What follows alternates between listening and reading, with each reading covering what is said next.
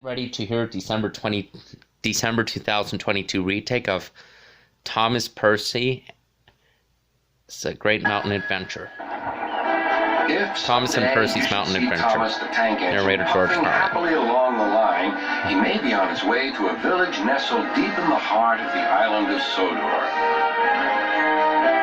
One November morning, Thomas whistled to all his friends. "It's nearly Thanksgiving, and I'll bring you lots of letters and parcels." But then, an early snowstorm came.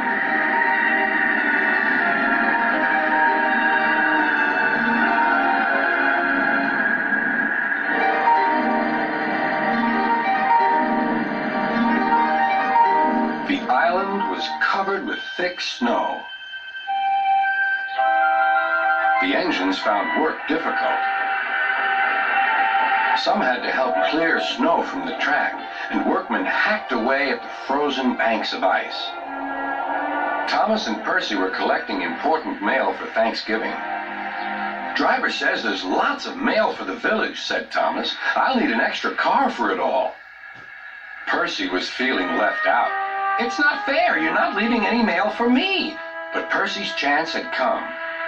"There's been a change of plan," said Thomas's driver. "Sir Topham Hatt needs us at the big station. Percy, you are to take Thomas's train to the village." Percy was delighted, but Thomas was sad.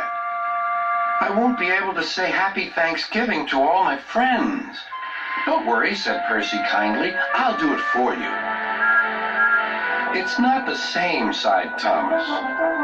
Percy was making good time on his way to the village when suddenly, "What's that?" called his driver. There ahead was a fogman by the line. He was holding a red light. "The village is cut off by the snow," he shouted. "We need snowplows, workmen, and a helicopter. Leave your cars on the sidings and go back quickly." Percy was soon steaming to Harold's airfield. "Beep, beep," whistled Percy. "Wake up, lazy wings. The mountain villagers need your help. They're stranded." "Whiz-oh," replied Harold. "I like an emergency to keep me warm." And he buzzed away.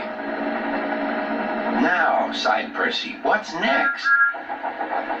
Suddenly there was Thomas with Terence the tractor and a works train. "Come on, Percy," whistled Thomas. "Follow me." The two engines battled their way through the snow. At last they reached the village. Harold was already there, busily dropping food for Thanksgiving dinner to the people below.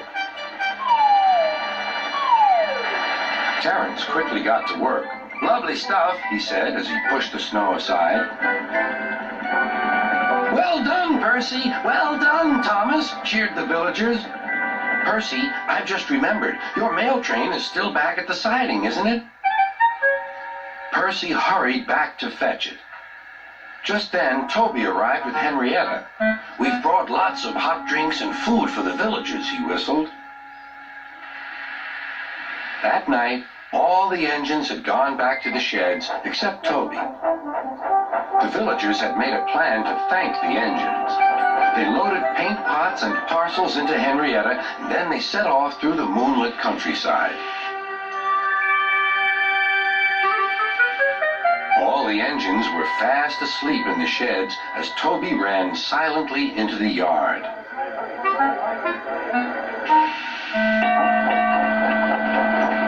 He had no idea what the villagers were going to do, but he knew it was going to be a big surprise. When the engines woke the next morning, they could not believe their eyes. The sheds had been repainted and decorated.